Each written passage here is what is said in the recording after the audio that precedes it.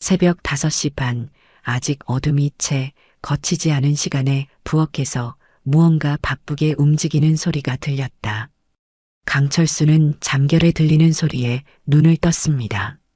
30년간 검사로 일하며 길러진 예민한 감각이 작은 소리도 놓치지 않았죠. 부엌으로 나가보니 며느리 박소영이 이미 아침 준비를 하고 있었습니다. 소영아, 이렇게 일찍 일어나서 뭐하나? 철수가 물으니 소영은 환하게 웃으며 대답했어요. 아버님, 어머님 드실 죽 끓이고 있어요. 병원에서 소화가 잘 되는 음식 드시라고 했잖아요. 철수는 고개를 끄덕였습니다. 정말 기특한 며느리였거든요. 소영은 결혼한 지 3년째 시어머니 이순자를 정성스럽게 모시고 있었어요. 순자는 1년 전 알츠하이머 초기 진단을 받았습니다. 기억력이 점점 나빠지고 가끔 헷갈리는 증상이 나타났죠.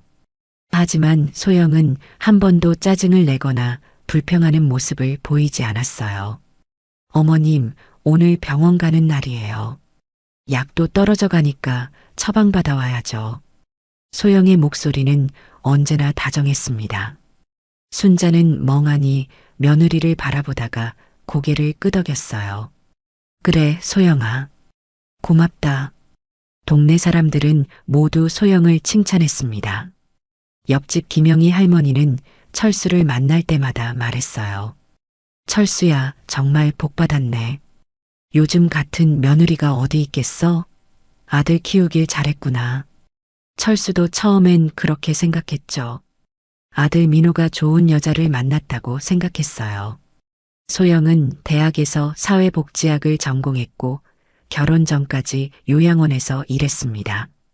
치매 환자들을 돌보는 일에 경험이 있었죠. 오늘도 소영은 순자를 정성스럽게 씻겨주고 있었어요. 어머님, 오늘 기분이 어떠세요? 약 드실 시간이에요. 순자는 가끔 약 먹기를 거부할 때가 있었는데 소영은 인내심을 갖고 달래곤 했습니다. 이 약이 어머님께 좋은 약이에요. 드셔야 기억력도 좋아지고 건강해지실 거예요. 철수는 거실에서 신문을 보면서도 며느리의 목소리에 귀를 기울였어요. 정말 천사 같은 며느리라고 생각했습니다. 그런데 이상한 것은 순자가 약을 먹은 후에 유난히 깊이 잠들고 평소보다 더 멍한 상태가 된다는 것이었어요. 소영은 이에 대해 병원에서 처방한 새로운 안정제 때문이라고 설명했습니다. 어머님이 밤에 잠을 못 주무셔서 의사 선생님이 주신 거예요. 낮에도 진정 효과가 있어서 좀 졸리실 수 있대요. 점심시간이 되자 소영은 순자가 좋아하는 미역국을 끓였어요. 어머님, 미역국 드세요. 짜지 않게 간 맞췄어요. 순자는 숟가락을 들고 천천히 먹기 시작했습니다. 소영은 옆에서 정성스럽게 수발을 들었죠. 물을 따라주고 흘린 국물을 닦아주고 식사 속도에 맞춰 기다려줬어요. 철수는 이런 모습을 보며 마음이 따뜻해졌습니다. 정말 다행이다. 이런 며느리를 만나서. 오후에는 소영이 순자를 모시고 동네 산책을 나갔어요. 어머님, 날씨가 좋으니까 잠시 나가실까요? 바람도 쐬고 햇볕도 쬐시면 좋을 거예요. 순자는 소영의 팔을 잡고 천천히 걸었습니다. 동네 사람들이 보면 모두 부러워했어요. 저런 며느리 어디서 구하나? 정말 효부네. 철수는 집에서 이런 소리를 들을 때마다 뿌듯했습니다. 저녁 시간이 되자 아들 민호가 퇴근했어요. 아버지, 어머니 오늘 컨디션은 어떠세요? 민호는 매일 어머니 안부를 물었습니다. 소영이가 잘 돌봐줘서 많이 안정되신 것 같아. 철수가 대답하자 민호는 안도의 표정을 지었어요. 다행이네요. 소영아, 정말 수고 많아. 소영은 수줍게 웃으며 말했습니다. 당연한 일이에요. 어머님이 제 어머님이잖아요. 밤이 되자 소영은 순자의 잠자리를 정성스럽게 준비했어요. 어머님, 이불 덮어드릴게요. 베개 높이는 괜찮으세요? 순자는 고개를 끄덕이며 누웠습니다. 소영은 방 밖으로 나와 문을 살짝 열어뒀어요. 밤중에 어머님이 화장실 가실 때 도와드려야 해서요. 철수에게 설명했습니다. 철수는 고마운 마음이 들었어요. 정말 세심하고 배려심이 깊은 며느리였죠. 하지만 그날 밤 무언가 이상한 일이 일어났습니다. 순자의 방에서 중얼거리는 소리가 들려왔거든요. 철수는 처음엔 별로 신경 쓰지 않았어요. 치매 환자들이 잠꼬대를 하는 건 흔한 일이었으니까요. 하지만 시간이 지날수록 목소리가 또렷해졌습니다. 그 돈 어디 갔지? 소영이가. 소영아, 약을 왜 자꾸. 머리가 아파. 철수는 귀를 더 기울였어요. 무슨 말인지 정확히 들리지 않았지만 뭔가 심상치 않은 느낌이 들었습니다. 다음 날 아침 철수는 소영에게 물어봤어요. 소영아, 어머니가 밤에 잠꼬대를 하시던데. 소영은 당연하다는 듯이 대답했습니다. 네, 아버님. 요즘 들어 더 심해지신 것 같아요. 병원에서도 그런 증상이 나타날 수 있다고 했어요. 별로 걱정하실 필요 없으실 거예요. 철수는 고개를 끄덕였지만 마음 한구석이 묘하게 불편했습니다. 30년 검사 생활로 기른 직감이 작동하기 시작했어요. 그날 저녁에도 순자의 잠꼬대가 계속됐습니다. 이번엔 더 선명했어요. 소영이가 내 돈을 왜? 약이 너무 많아. 정신이. 철수는 잠에서 완전히 깼습니다.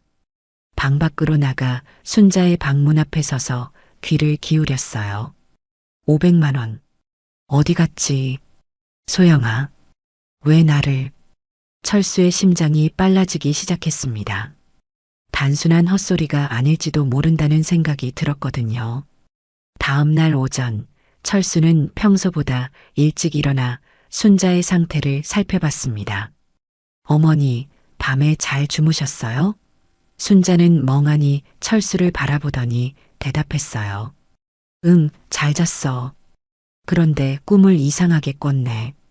무슨 꿈을 꾸셨어요? 철수가 물으니 순자는 고개를 저었습니다. 기억이 안 나네.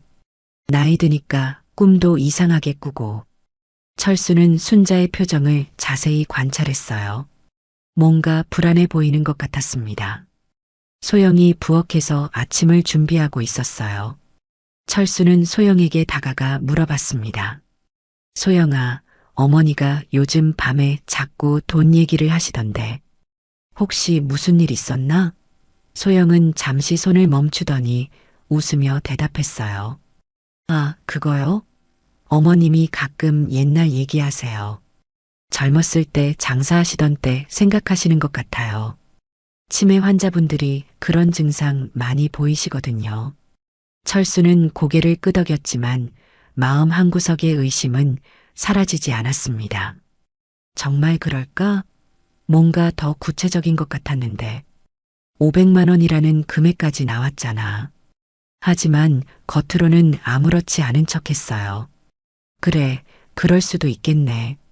그런데 철수는 순자가 평소보다 훨씬 깊이 잠들고 낮에도 멍한 상태가 지속되는 것을 이상하게 여겼어요. 순자의 약통을 몰래 확인해 보니 안정제와 수면제가 처방량보다 많이 없어져 있었습니다. 혹시 소영이 순자를 더 조용하게 만들기 위해 약을 과다 투여하는 것은 아닐까? 점심시간 즈음 옆집 김영희 할머니가 찾아왔습니다. 김영희는 철수와 같은 또래로 이 동네에서 가장 오래 산 주민 중 하나였어요. 철수야, 안녕하세요? 순자는 어떠세요? 김영희가 물으니 철수는 대답했습니다. 요즘 좀 안 좋아지신 것 같아요. 밤에 잠꼬대도 심하고. 김영희는 고개를 끄덕이며 말했어요. 맞아요. 저도 들었어요. 벽이 얇아서 가끔 들리거든요. 요즘 순자 언니 잠꼬대가 너무 심해요. 철수의 귀가 번쩍 열렸습니다. 영희 누나도 들으셨어요? 어떤 소리를 들으셨는데요?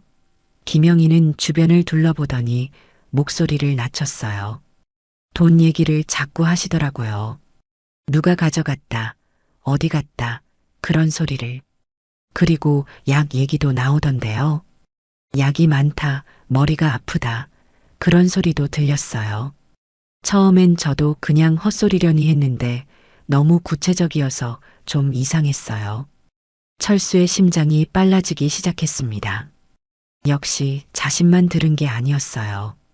혹시 더 자세히 기억나는 것 있으세요? 김영희는 잠시 생각하더니 말했어요. 소영이 이름도 나오던데요. 소영아, 왜 그래? 이런 소리도 들렸고, 그리고 500만 원인가 그런 금액도 들렸어요.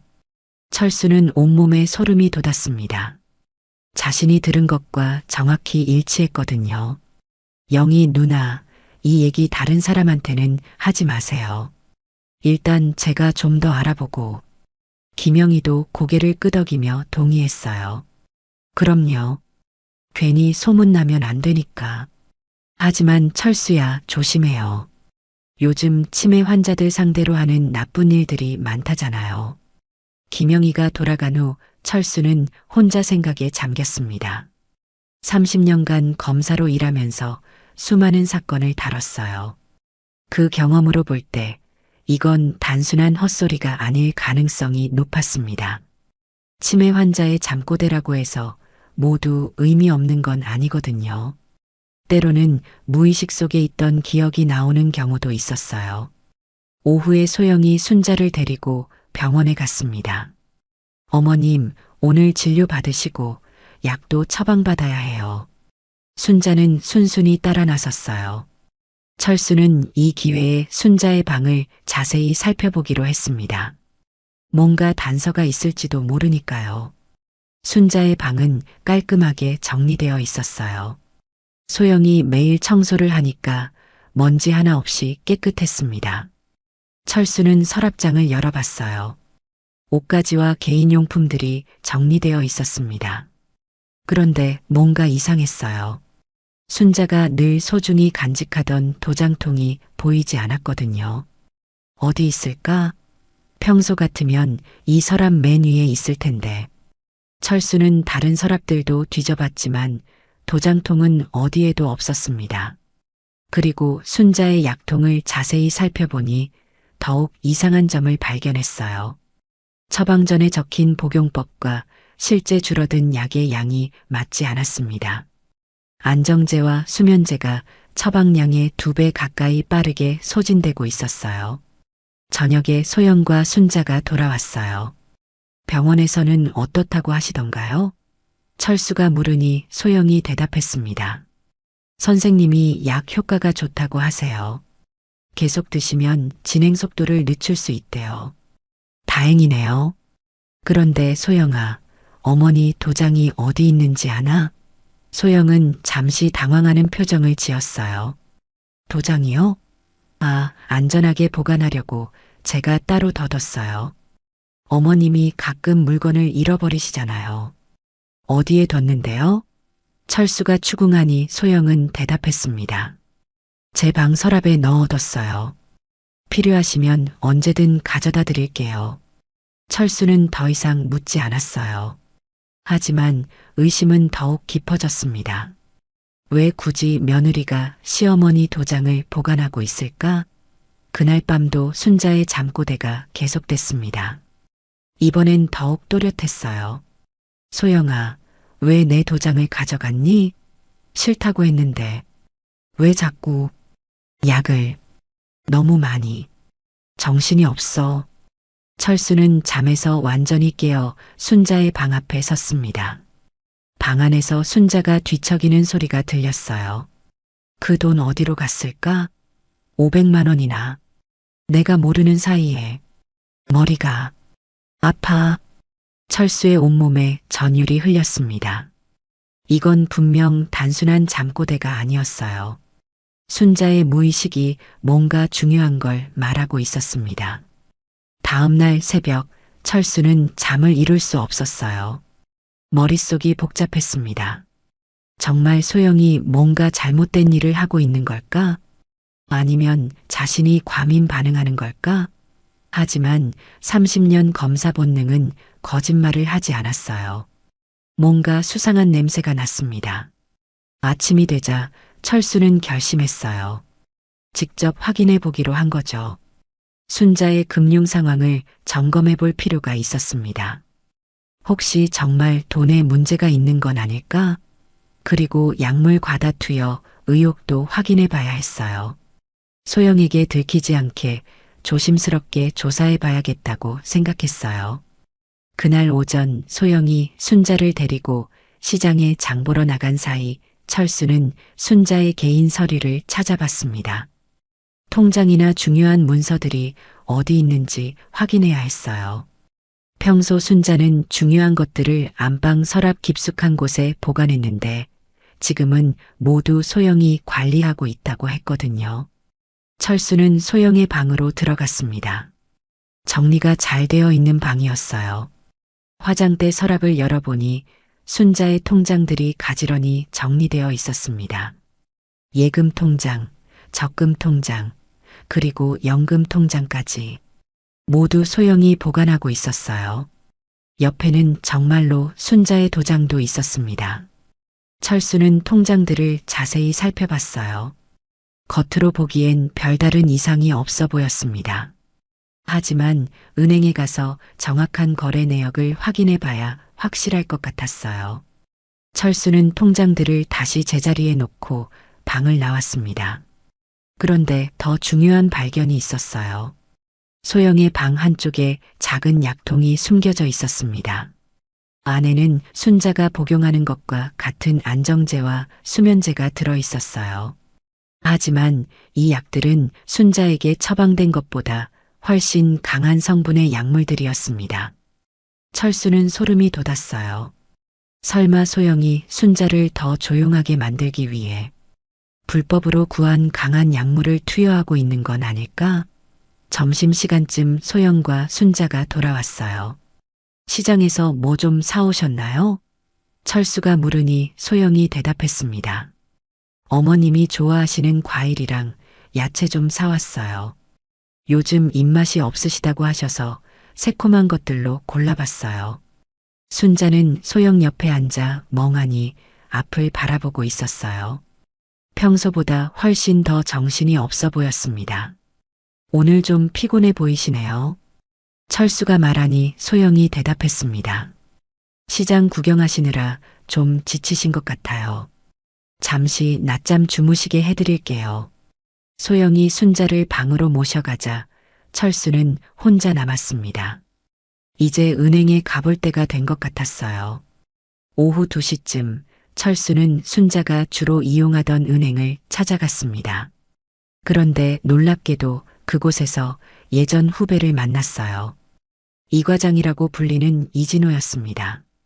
선배님, 어떻게 이런 곳에서 뵙죠? 이진호는 반가워하며 인사했습니다. 철수는 반갑기도 했지만 한편으로는 다행이라고 생각했어요. 아는 사람이 있으니 일이 수월해질 것 같았거든요. 진호야, 오랜만이네. 여기서 일하고 있었구나. 네, 선배님. 작년에 이 지점으로 발령받았어요. 무슨 일로 오셨어요? 이진호가 물으니 철수는 조심스럽게 말했습니다. 사실 집사람 통장 거래 내역을 좀 확인하고 싶어서 왔어. 요즘 기억력이 많이 안 좋아져서 말이야. 이진호는 고개를 끄덕이며 이해한다는 표정을 지었어요. 아, 그러시군요. 요즘 어르신들 치매 때문에 금전 관리가 어려우시잖아요. 신분증이랑 도장 가져오셨나요? 철수는 당황했습니다.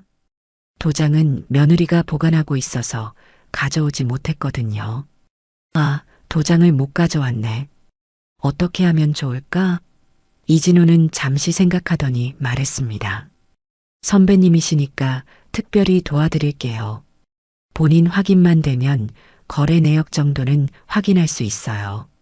하지만 비공식적으로 해드리는 거니까 조용히 해주세요. 고맙다, 진호야. 정말 도움이 된다. 이진호는 컴퓨터를 조작해서 순자의 계좌 내역을 확인하기 시작했어요. 화면을 보던 이진호의 표정이 점점 심각해졌습니다. 선배님, 이거 좀 이상한데요? 무엇이 이상한가? 철수가 물으니 이진호는 화면을 가리키며 설명했습니다. 지난 6개월 동안 출금 내역이 너무 많아요. 그것도 금액이 상당합니다. 철수는 화면을 자세히 들여다봤어요. 정말로 이상한 출금들이 많이 보였습니다. 100만 원, 200만 원, 심지어 500만 원까지. 모두 현금 인출이었어요. 이 돈들이 언제 나간 거지? 대부분 지난 몇 달 사이에 나갔네요. 그런데 선배님, 어르신이 직접 인출하신 건가요? 이진호가 물으니 철수는 고개를 저었습니다. 집사람 상태로는 혼자 은행에 올 수 없어. 며느리가 모시고 다니거든. 그럼 며느리분이 대신 인출하신 건가요? 가능해요. 지문 인식이나 본인 확인만 되면 가족이 대신할 수 있거든요. 철수의 심장이 빨라졌습니다. 순자의 잠꼬대가 사실이었을 가능성이 높아졌어요. 진호야, 혹시 이런 일이 문제가 될 수 있을까? 이진호는 심각한 표정으로 대답했습니다. 선배님, 솔직히 말씀드리면 요즘 치매 환자들 대상으로 한 금융사기가 많아요. 가족이나 주변 사람들이 몰래 돈을 빼가는 경우가 있거든요. 정말인가? 네, 안타깝지만 현실이에요. 특히 며느리나 사위 같은 경우에 종종 있는 일이에요. 어르신들이 기억을 못 하시니까 더 쉽게 당하시죠. 철수는 충격을 받았습니다. 설마 우리 소영이 그런 일을? 하지만 증거는 점점 명확해지고 있었어요. 진호야, 이 내역 좀 출력해 줄 수 있을까? 물론이죠. 하지만 선배님 조심하세요. 이런 일은 가족 관계를 완전히 망가뜨릴 수 있어요. 확실한 증거를 모으기 전까지는 섣불리 행동하지 마세요. 이진호의 충고는 맞았습니다. 하지만 철수는 이미 마음을 정했어요. 진실을 밝혀내야겠다고 결심했습니다. 집으로 돌아오는 길에 철수는 복잡한 심정이었어요. 한편으로는 소영을 의심하는 자신이 미안했고, 다른 한편으로는 순자를 보호해야 한다는 책임감이 들었습니다. 집에 도착하니 소영이 저녁 준비를 하고 있었어요. 아버님, 어디 다녀오셨어요? 잠깐 산책 좀 하고 왔어. 날씨가 좋더라고. 철수는 최대한 자연스럽게 대답했습니다. 소영은 의심하지 않는 것 같았어요. 그럼 저녁 드세요. 어머님 좋아하시는 갈비찜 만들었어요.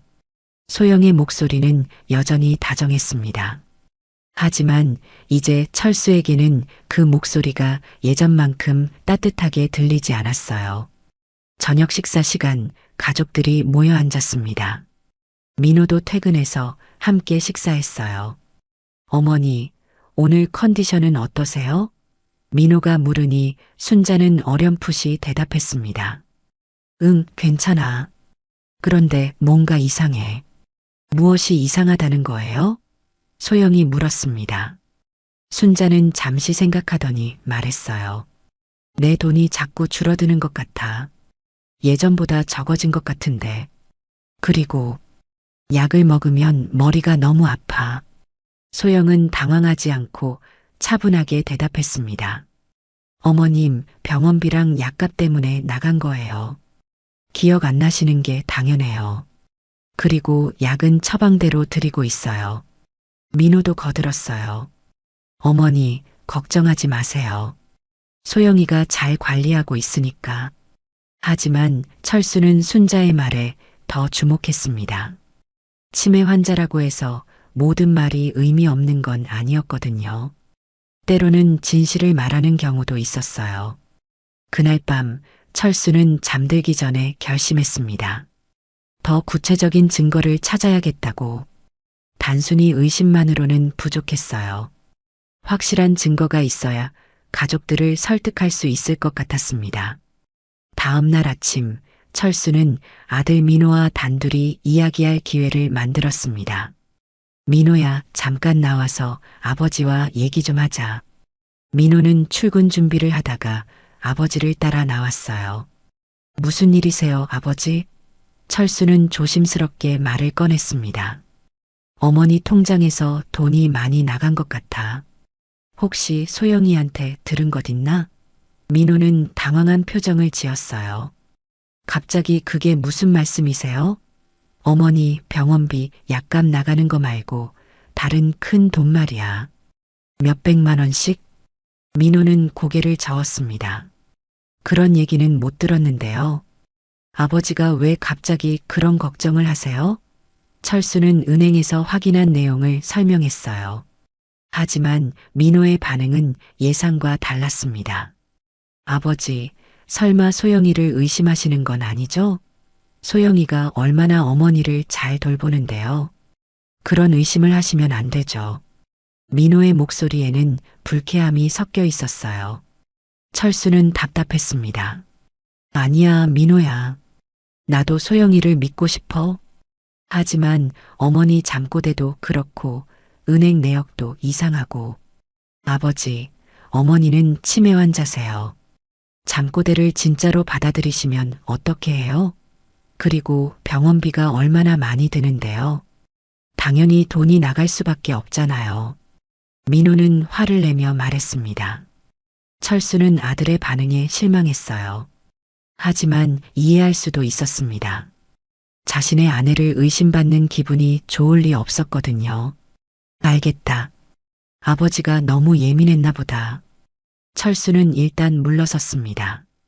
더 확실한 증거를 모으기 전까지는 가족들을 설득하기 어려울 것 같았어요. 민호가 출근한 후 철수는 혼자 생각에 잠겼습니다. 누구한테 도움을 요청할 수 있을까? 그때 김영희 할머니가 생각났어요. 그녀라면 도움을 줄 수 있을 것 같았습니다. 오전 10시쯤 철수는 김영희의 집을 찾아갔습니다. 영희 누나, 잠깐 시간 있으세요? 김영희는 반갑게 맞아주었어요. 그럼요, 철수야. 어서 들어와요. 차라도 한잔하죠. 두 사람은 거실에 앉아 차를 마시며 이야기를 시작했습니다. 누나, 어제 얘기했던 순자 잠꼬대 건 말인데요. 제가 은행에 가서 확인해 봤어요. 정말 문제가 있더라고요. 철수는 은행에서 확인한 내용을 자세히 설명했습니다. 김영희의 표정이 점점 심각해졌어요. 세상에 정말 그런 일이 있었다고요? 얼마나 많은 돈이 나갔는데요? 지난 몇 달 사이에 몇 천만 원은 좋게 나간 것 같아요. 그것도 모두 현금으로. 김영희는 혀를 찼습니다. 참 안타까운 일이네요. 그런데 민호는 뭐라고 해요? 믿지 않아요. 소영이를 의심하면 안 된다고 화를 내더라고요. 그럴 만도 하죠. 자기 아내인데. 하지만 철수야, 이건 그냥 넘어갈 문제가 아니에요. 김영희는 진지하게 말했습니다. 누나도 그렇게 생각해요? 물론이죠. 치매 환자를 이용해서 돈을 빼가는 건 범죄예요. 가족이라고 해서 봐줄 일이 아니에요. 김영희의 말에 철수는 용기를 얻었습니다. 그런데 혼자서는 한계가 있을 것 같아요. 증거를 더 모아야 하는데. 그럼 우리가 도와드릴게요. 우리라고요? 김영희는 빙긋 웃으며 설명했습니다. 경로당 회장님이랑 동네 어르신들 말이에요. 다들 이런 일에 관심이 많거든요. 요즘 노인들 상대로 하는 사기가 워낙 많으니까. 정말 도움을 주실 수 있을까요? 물론이죠. 우리가 뭉치면 못할 일이 없어요. 일단 박 회장님께 얘기해 볼게요. 김영희는 즉시 전화를 걸었습니다. 박 회장님, 저 김영희예요. 급한 일이 있어서 연락드려요.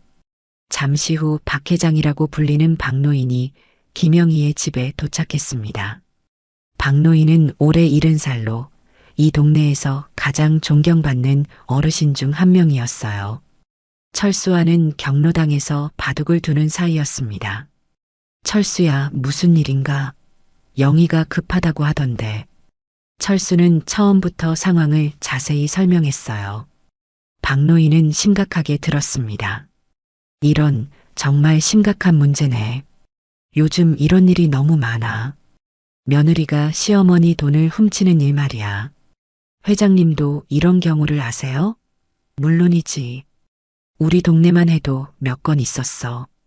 다들 가족 일이라고 쉬쉬하다가 큰일 당하는 경우가 많지. 박노인은 단호하게 말했습니다. 철수야, 이건 반드시 밝혀내야 해. 순자를 위해서라도. 그런데 어떻게 하면 좋을까요? 혼자서는 한계가 있을 것 같은데. 걱정하지 마. 우리가 도와줄 테니까. 경로당 사람들이 모두 나서면 못할 일이 없어. 박노인의 말에 철수는 감격했습니다. 정말 감사합니다, 회장님. 뭘 그런 걸 가지고. 우리끼리 도와야지. 그런데 조심해야 할 것이 있어. 섣불리 행동하면 안 돼. 확실한 증거가 있어야 한다고. 맞습니다. 저도 그렇게 생각해요. 그럼 이렇게 하자. 우리가 돌아가면서 소영이 행동을 관찰하는 거야. 언제 은행에 가는지, 뭘 하는지 체크하고. 박노인의 제안에 김영희도 동의했어요. 좋은 생각이에요. 우리가 번갈아 가면서 지켜보면 뭔가 발견할 수 있을 거예요. 그렇게 해서 즉석에서 실버 수사대가 결성됐습니다. 철수, 김영희, 박노인, 그리고 몇 명의 동네 어르신들이 참여하기로 했어요. 각자 역할을 분담해서 소영의 행동을 은밀히 관찰하기로 했습니다. 이제 혼자가 아니라는 생각에 철수는 마음이 든든했어요. 하지만 한편으로는 걱정도 됐습니다. 정말 소영이 그런 일을 했을까? 만약 오해라면 어떻게 하지? 하지만 진실을 밝혀내는 것이 우선이었습니다. 순자를 보호하는 것이 가장 중요했거든요. 실버 수사대가 결성된 다음 날부터 본격적인 관찰이 시작됐습니다. 박노인은 경로당 사람들을 소집해서 작전을 짰어요. 자, 여러분. 우리 철수 친구를 도와서 순자를 보호해야 합니다. 각자 맡은 역할을 충실히 해주세요. 김영희는 집에서 소영의 외출 시간을 체크하기로 했어요. 창문 너머로 강철수 집을 볼 수 있어서 관찰하기 좋았거든요. 박노인은 은행 근처에서 대기하며 소영이 언제 나타나는지 확인하기로 했습니다. 다른 어르신들도 각자 동네 곳곳에서 소영의 동선을 파악하기로 했어요. 첫날 오전, 김영희는 창가에 앉아 철순의 집을 지켜봤습니다. 10시쯤 소영이 순자를 부축해서 나오는 것이 보였어요. 김영희는 즉시 박노인에게 전화를 걸었습니다. 회장님, 지금 나왔어요. 순자 할머니랑 함께요. 알겠어요. 제가 은행에서 기다리고 있을게요. 박노인은 미리 은행 근처 벤치에 앉아 신문을 읽는 척하며 기다렸어요. 30분 후 정말로 소영과 순자가 은행에 나타났습니다. 박노인은 조심스럽게 뒤따라 들어갔어요. 은행 안에서 박노인은 다른 업무를 보는 척하며 소영의 행동을 관찰했습니다. 소영은 순자를 의자에 앉히고 창구로 갔어요. 창구 직원과 무언가 이야기를 나누더니 순자를 데리고 ATM 기계 앞으로 갔습니다. 어머님, 여기에 손가락을 대주세요. 소영이 순자의 손을 잡고 ATM 기계의 지문을 인식시켰어요. 순자는 영문도 모른 채 순순히 따랐습니다. 그런데 순자의 상태가 평소보다 훨씬 더 멍해 보였어요. 마치 강한 약물에 취한 것 같았습니다. 박노인은 이 장면을 놓치지 않고 지켜봤어요. 소영은 빠르게 기계를 조작해서 돈을 인출했습니다. 얼마나 인출했는지는 정확히 보이지 않았지만 상당한 금액인 것 같았어요. 은행을 나온 후 박노인은 즉시 김영희에게 전화했습니다. 영희야, 큰일이야. 정말로 순자 할머니 지문으로 돈을 뽑아가더라고. 그런데 순자 할머니 상태가 너무 이상해. 마치 정신을 잃은 것 같았어. 정말요? 얼마나 뽑았는데요? 정확히는 못 봤지만 꽤 많은 것 같았어. 순자 할머니는 아무것도 모르는 상태였고 이 정보는 즉시 철수에게 전달됐습니다. 철수는 충격을 받았지만 한편으로는 다행이라고 생각했어요. 드디어 확실한 증거를 잡은 거였거든요. 오후에는 다른 어르신이 시장에서 소영을 목격했습니다. 소영이 평소보다 많은 돈을 쓰는 모습이었어요. 비싼 고기를 사고 화장품을 사고 옷도 샀습니다. 그 어르신은 상인들에게 슬쩍 물어봤어요. 저 젊은 여자 요즘 자주 오나요? 응, 요즘 들어 자주 와. 돈도 시원하게 쓰고 시어머니 용돈으로 쓴다고 하더라고. 하지만 그 돈이 정말 시어머니가 준 것인지는 의문이었습니다. 며칠 동안 관찰한 결과 패턴이 보이기 시작했어요. 소영은 일주일에 두세 번씩 순자를 데리고 은행에 갔습니다. 매번 ATM에서 돈을 인출했고 그 후에는 시장이나 백화점에서 돈을 썼어요. 그런데 정작 순자는 이런 일들을 전혀 기억하지 못했습니다. 더 심각한 것은 순자의 건강 상태가 계속 악화되고 있다는 점이었어요. 그리고 김영희는 충격적인 사실을 발견했습니다. 소영이 다른 치매 환자의 집에도 드나드는 것을 목격한 것이에요. 동네에 사는 박할머니라는 분의 집이었는데 박할머니도 치매 초기 환자였거든요. 김영희는 박할머니의 딸에게 슬쩍 물어봤어요. 소영이가 어머님 도와드리러 온다며? 네, 고마운 일이죠. 사회복지사 출신이라고 하던데 정말 잘 돌봐줘요. 어머님이 많이 좋아하시거든요. 하지만 며칠 후 박할머니의 딸이 어머니 통장에서 돈이 없어진 것을 발견했다는 소문이 돌았어요. 경찰에 신고까지 했다고 했습니다. 일주일 후 실버 수사대는 회의를 열었습니다. 경로당에 모여서 그동안 수집한 정보를 정리했어요. 자, 그동안 우리가 확인한 것들을 정리해보자. 박노인이 회의를 주재했습니다. 먼저 은행에서의 행동. 소영이 순자 할머니를 이용해서 돈을 뽑는 것을 여러 번 목격했어요. 김영희가 보고했습니다. 그리고 시장에서의 소비 패턴. 평소보다 훨씬 많은 돈을 쓰고 있어요. 시어머니 용돈이라고 하지만 의심스럽죠.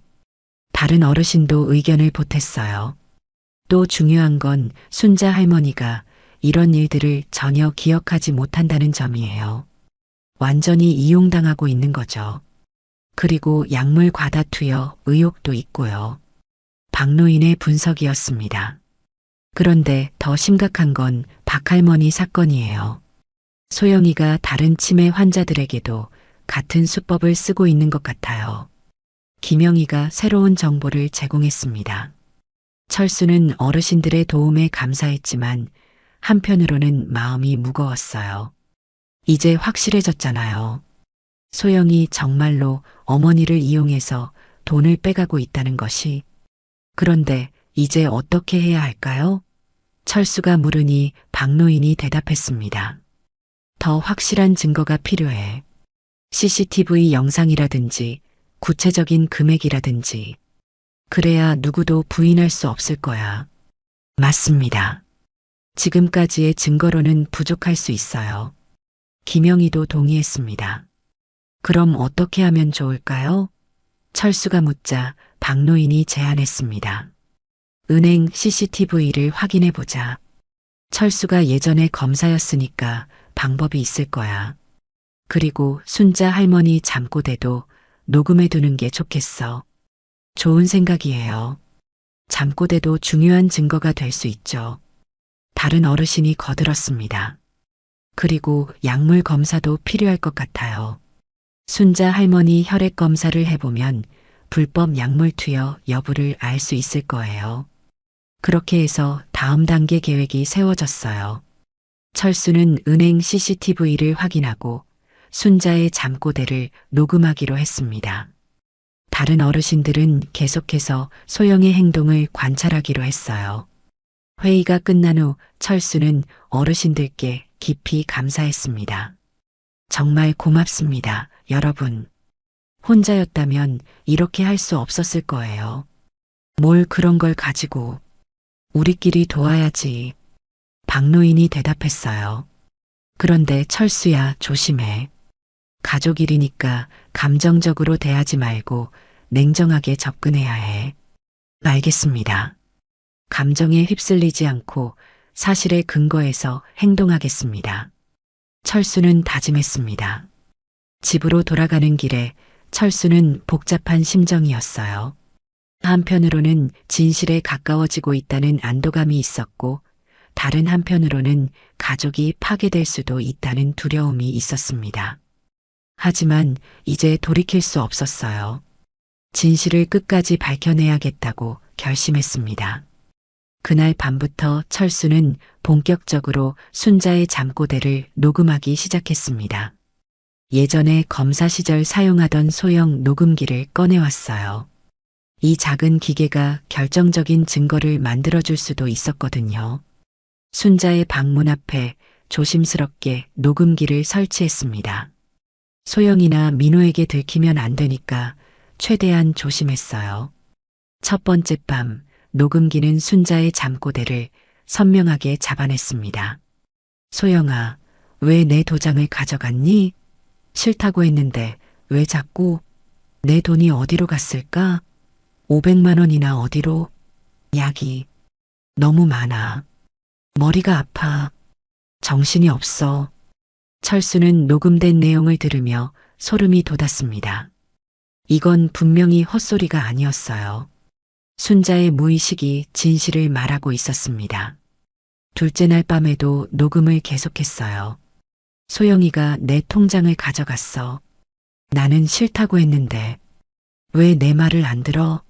그 돈으로 뭘 하는 거야? 약을. 왜 이렇게 많이? 정신이. 점점 더 구체적인 내용들이 나왔습니다. 철수는 매일 밤 녹음된 내용을 정리했어요. 날짜별로, 내용별로 분류해서 정리했습니다. 이 모든 것이 나중에 중요한 증거가 될 수 있었거든요. 한편 철수는 은행 CCTV 확인을 위해 다시 이진호를 찾아갔습니다. 진호야, 또 부탁이 있어서 왔어. 선배님, 무슨 일이세요? 지난번에 확인했던 건 관련해서인가요? 그래. 혹시 은행 CCTV를 확인할 수 있을까? 구체적으로 소영이가 어떻게 돈을 인출하는지 보고 싶어서. 이진호는 난색을 표했습니다. 선배님, 그건 좀 어려울 것 같은데요. CCTV는 함부로 보여드릴 수 없어서요. 철수는 실망스러웠지만 포기하지 않았어요. 그럼 공식적인 절차를 밟아야 하나? 그렇죠. 경찰에 신고를 하시거나 법적인 절차를 밟으셔야 CCTV를 확인할 수 있어요. 아직 그 단계까지는 가고 싶지 않아. 다른 방법은 없을까? 이진호는 잠시 생각하더니 제안했습니다. 선배님, 그럼 이렇게 해보세요. 제가 개인적으로 확인해 드릴게요. 공식적으로는 안 되지만 선배님을 위해서 몰래 봐드릴 수는 있어요. 정말 고맙다, 진호야. 며칠 후 이진호에게서 연락이 왔어요. 선배님, CCTV 확인했는데 정말 충격적이에요. 만나서 얘기해요. 두 사람은 은행 근처 카페에서 만났습니다. 이진호는 심각한 표정으로 말했어요. 선배님, 정말 심각합니다. 소영 씨가 순자 할머니 손을 잡고 강제로 지문 인식을 시키는 장면이 여러 번 나와요. 정말인가? 네, 그리고 순자 할머니는 영문도 모르시는 상태세요. 완전히 이용당하고 계신 거죠. 철수는 분노가 치밀어 올랐습니다. 하지만 감정을 억누르고 냉정하게 물었어요. 얼마나 많은 돈을 인출했나? 지난 2달 동안만 해도 2천만 원은 넘을 것 같아요. 모두 현금으로 인출했고요. 철수는 충격을 받았습니다. 2천만 원이나 되는 돈을 몰래 빼갔다니. 이건 단순한 실수나 오해가 아니었어요. 명백한 범죄였습니다. 이 CCTV 영상을 증거로 쓸 수 있을까?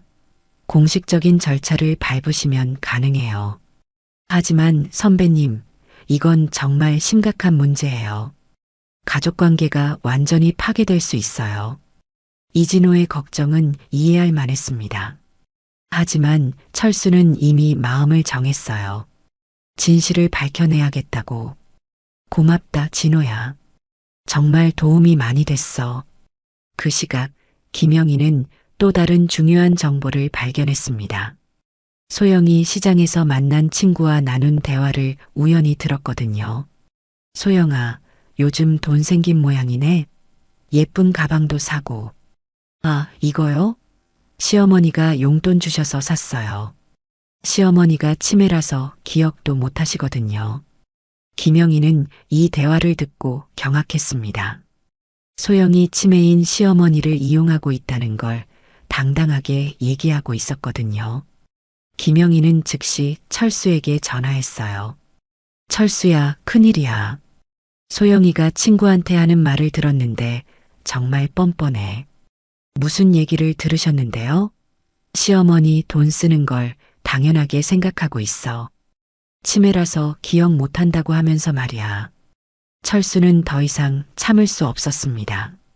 이제 모든 퍼즐이 맞춰졌어요. 잠꼬대, 은행 내역, CCTV, 그리고 본인의 증언까지.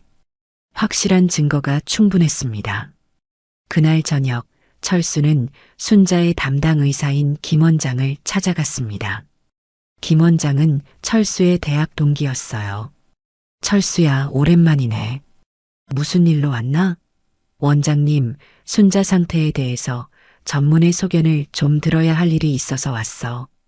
김 원장은 순자의 의료 기록을 확인하더니 말했습니다. 순자 씨는 알츠하이머 초기 단계로 일상생활에 어려움이 있어. 특히 금전 관리나 복잡한 판단은 혼자서 하기 어려운 상태야. 그럼 혼자서 은행 업무를 보는 것도 불가능한가? 당연하지. 순자 씨 상태로는 혼자 은행에 가서 돈을 인출하거나 하는 일은 불가능해. 누군가의 도움이 반드시 필요한 상태야. 그런데 철수야, 순자 씨 최근 혈액 검사 결과를 봤는데 좀 이상한 점이 있어. 무엇이 이상한가요? 처방하지 않은 강한 안정제와 수면제 성분이 검출됐어. 정상 복용량의 3배 가까이 되는 수치야. 이건 위험한 수준이야. 철수는 온몸에 전율이 흘렸습니다. 정말로 소영이 순자에게 약물을 과다 투여하고 있었던 거였어요. 김 원장의 전문의 소견과 혈액 검사 결과는 소영의 행동이 얼마나 악질적인지를 보여주는 결정적인 증거였습니다. 집으로 돌아오는 길에 철수는 무거운 마음이었어요. 이제 모든 증거가 모였습니다. 더 이상 미룰 수 없었어요. 소영과 직접 대면해야 할 때가 왔습니다. 그리고 박할머니 사건까지 생각하면 이건 단순한 가족 내 문제가 아니었어요. 상습적인 범죄였습니다. 다음 날 저녁 철수는 결심을 굳혔습니다. 더 이상 미룰 수 없었어요. 모든 가족이 모인 저녁 식사 자리에서 진실을 밝히기로 했습니다. 민호가 퇴근해서 가족들이 모두 식탁에 앉았을 때 철수는 조용히 말을 꺼냈어요. 오늘은 중요한 얘기가 있어서 여러분을 불렸습니다.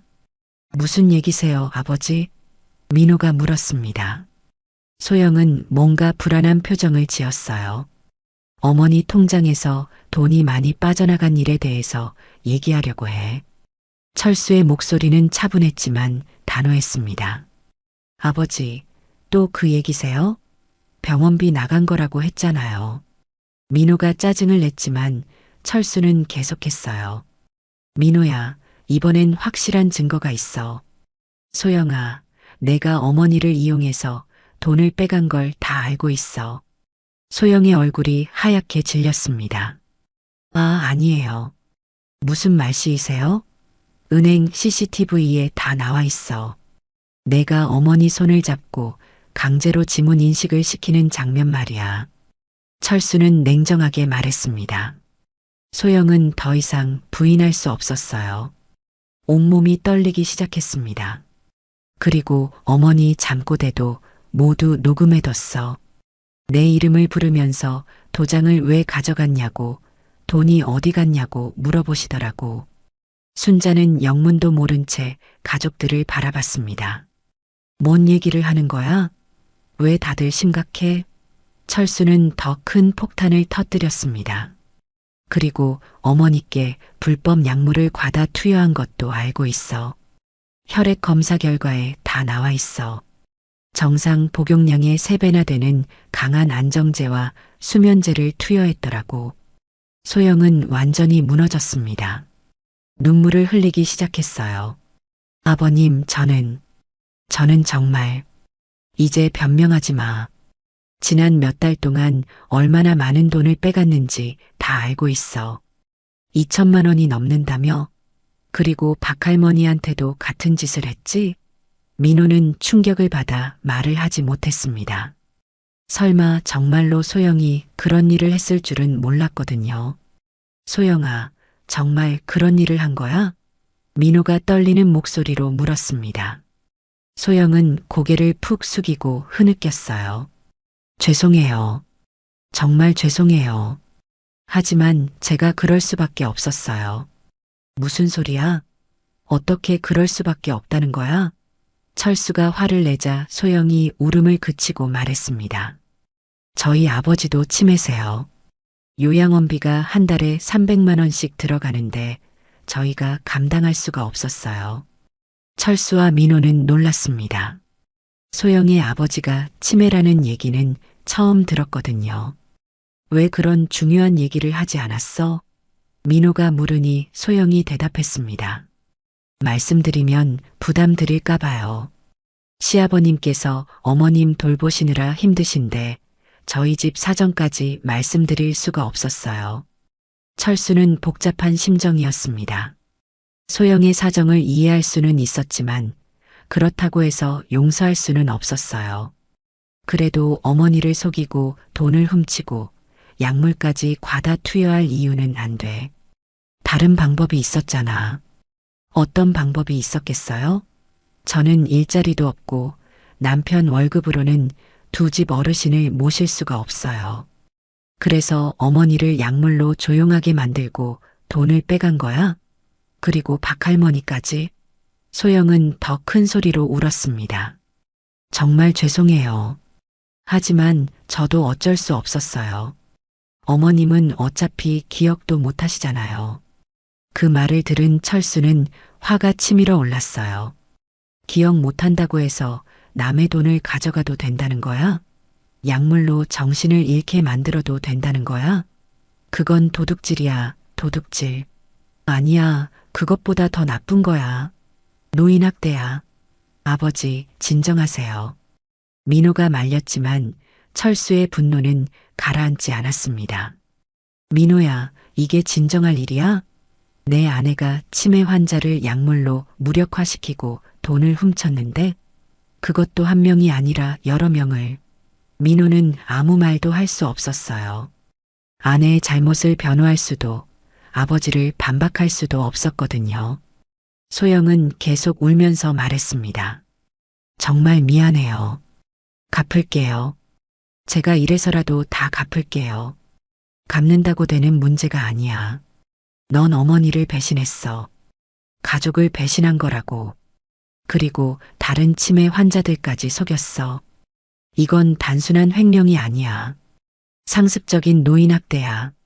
그 순간 예상치 못한 일이 일어났습니다. 순자가 갑자기 소영의 손을 잡았거든요. 소영아, 힘들었구나. 순자의 목소리는 평소보다 또렷했습니다. 어머님? 소영이 놀라서 순자를 바라봤어요. 나도 젊었을 때 어려웠어. 하지만 나쁜 일은 하면 안 돼. 순자가 간신히 말했습니다. 소영은 더욱 크게 울었습니다. 정말 죄송해요, 어머님. 제가 정말 잘못했어요. 철수는 순자의 말을 들으며 마음이 복잡해졌어요. 하지만 이미 결심을 굳혔습니다. 소영아, 내 사정은 이해해. 하지만 이 일은 그냥 넘어갈 수 없어. 철수가 단호하게 말했습니다. 경찰에 신고해야 하나요? 민호가 떨리는 목소리로 물었습니다. 철수는 잠시 생각했어요. 하지만 이미 마음을 정했습니다. 그래, 경찰에 신고해야 해. 이건 단순한 가족 문제가 아니야. 상습적인 범죄야. 그날 밤 철수는 잠을 이룰 수 없었습니다. 내일 경찰에 신고하면 모든 것이 끝날 거였어요. 가족도, 평화로운 일상도. 하지만 선택의 여지가 없었습니다. 30년 검사 생활에서 배운 것은 정의였거든요. 누구든지 설령 가족이라 할지라도 잘못된 일에는 대가를 치러야 한다는 것. 다음 날 아침 철수는 경찰서를 찾아갔습니다.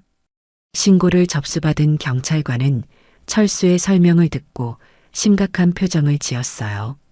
이건 단순한 횡령이 아니라 노인학대와 상습사기네요. 증거는 충분히 확보하셨나요? 네, 은행 거래 내역, CCTV 영상, 잠꼬대 녹음 파일, 그리고 병원 혈액 검사 결과까지 모두 있습니다. 철수는 준비한 모든 자료를 제출했어요. 경찰은 즉시 수사에 착수했습니다. 소영을 긴급 체포하고 순자와 박할머니에 대한 정밀 검진을 실시했어요. 수사 결과는 철수의 예상보다 훨씬 심각했습니다. 며칠 후 경찰서에서 철수에게 연락이 왔어요. 수사 결과를 알려드리러 왔습니다. 수사관은 무거운 표정으로 말했습니다. 박소영 씨는 지난 1년간 총 5명의 치매 환자를 대상으로 범행을 저질렀습니다. 총 피해 금액이 8천만 원에 달해요. 철수는 충격을 받았어요. 순자만이 아니었던 거였어요. 그리고 약물 과다 투여로 인해 피해자들의 건강이 심각하게 악화됐습니다. 특히 순자 할머니의 경우 정상 수치의 5배에 달하는 약물이 검출됐어요. 생명이 위험할 뻔했습니다. 재판이 시작되었습니다. 철수는 증인으로 출석해서 모든 경위를 증언했어요. 검사는 소영에게 징역 5년을 구형했습니다.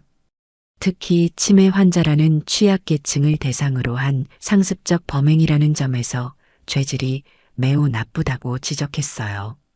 소영의 변호사는 가정 형편이 어려웠다는 점을 들어 선처를 호소했지만 재판부는 받아들이지 않았습니다. 아무리 어려운 사정이 있다 해도 치매 환자를 약물로 무력화시키고 금전을 편취한 행위는 용서받을 수 없다는 것이 재판부의 판단이었어요. 최종 선고에서 소영은 징역 4년을 선고받았습니다. 노인복지법 위반, 사기, 특수절도, 상습범 등 여러 죄목이 적용되었어요. 법정에서 소영은 눈물을 흘리며 마지막 변론을 했습니다. 정말 죄송합니다. 제가 너무 큰 잘못을 저질렀어요. 시아버님, 어머님, 그리고 피해를 입으신 모든 분들께 진심으로 사죄드립니다. 하지만 철수는 끝까지 단호했습니다. 법정에서 마지막 의견을 진술할 때 그는 말했어요. 피고인의 어려운 사정은 이해합니다. 하지만 그것이 무고한 치매 환자들을 해칠 이유는 되지 못합니다. 정의는 반드시 실현되어야 합니다. 민호는 아내의 선고를 듣고 충격에 빠졌어요. 결국 이혼을 선택했습니다. 아이들에게는 엄마가 잠시 멀리 여행을 갔다고 말했어요. 소영이 감옥에 간 후 집안 분위기는 완전히 바뀌었습니다. 순자는 해독 치료를 받으면서 많이 회복되었지만 여전히 그 충격에서 벗어나지 못했어요.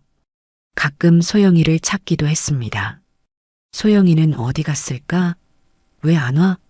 철수는 어머니께 사실을 말할 수 없었어요. 대신 이렇게 대답했습니다. 소영이는 자기 일 때문에 잠시 멀리 갔어요. 어머니, 걱정하지 마세요. 동네 사람들도 이 사건을 알게 되었습니다. 처음엔 믿을 수 없다는 반응이었지만 점차 철수의 용기를 칭찬하는 목소리가 높아졌어요. 김영희 할머니는 철수에게 말했습니다. 철수야, 힘들었을 텐데 옳은 일을 했어. 가족이라고 해서 잘못된 일을 덮어주면 안 되는 거야. 박노인도 철수를 위로했어요. 철수야, 정말 어려운 결정이었을 텐데 용기 있게 행동했구나. 우리 모두가 배워야 할 일이야. 1년이 지난 후 철수는 경로당에서 치매 예방 및 노인 권익 보호 강연을 하게 되었습니다. 자신의 경험을 바탕으로 다른 어르신들께 조심하라고 당부했어요. 가족이라 해도 여러분의 재산을 함부로 가져갈 권리는 없습니다. 이상한 점이 발견되면 주저하지 말고 신고하세요. 저녁에 철수는 순자와 함께 조용한 시간을 보냈습니다. 순자는 많이 회복되었지만 여전히 기억이 흐릿했어요. 아들아, 소영이는 언제 와? 오늘도 안 보이네. 철수는 슬픈 마음으로 대답했습니다. 소영이는 영영 오지 않을 거예요, 어머니. 우리는 이제 둘이서 살아야 해요. 밤이 되어 철수는 혼자 생각에 잠겼습니다. 정의를 실현했지만 마음은 무겁기만 했어요. 가족이 파괴되고 손자들이 아버지 없이 자라게 되고 순자는 혼란 속에 사는 것이 옳은 일이었을까? 하지만 30년 검사 생활에서 배운 신념은 변하지 않았어요. 잘못된 일에는 반드시 대가가 따라야 한다는 것. 가족이라는 이유로 범죄를 용인할 수는 없었습니다. 어느 날 저녁 철수는 경로당에서 바둑을 두고 있었습니다. 박노인이 말했어요. 철수야, 그때 일 후회하지 않아? 철수는 잠시 생각하더니 대답했습니다. 후회하지 않아요. 다시 그런 일이 일어나도 똑같이 할 거예요. 법은 법이고 정의는 정의니까요. 하지만 집으로 돌아가는 길에 철수의 마음은 여전히 무거웠어요. 정의를 실현했지만 행복하지는 않았습니다. 그날 밤 철수는 창밖을 바라보며 혼잣말을 했습니다. 정의를 지키는 것이 이렇게 외로운 일인 줄 몰랐어. 하지만 누군가는 해야 할 일이었어. 순자는 조용히 잠들어 있었고 집안은 고요했습니다. 철수는 소영이 없는 집에서 어머니와 단둘이 살아가고 있었어요. 정의는 실현되었지만 그 대가는 모든 것을 잃는 것이었습니다. 하지만 철수는 자신의 선택을 후회하지 않았어요. 옳은 일을 했다는 확신이 있었거든요. 그렇게 시어머니의 잠꼬대를 듣고 며느리를 감옥에 보낸 검사 출신 시아버지의 이야기는 쓸쓸하지만 의로운 결말을 맞았습니다.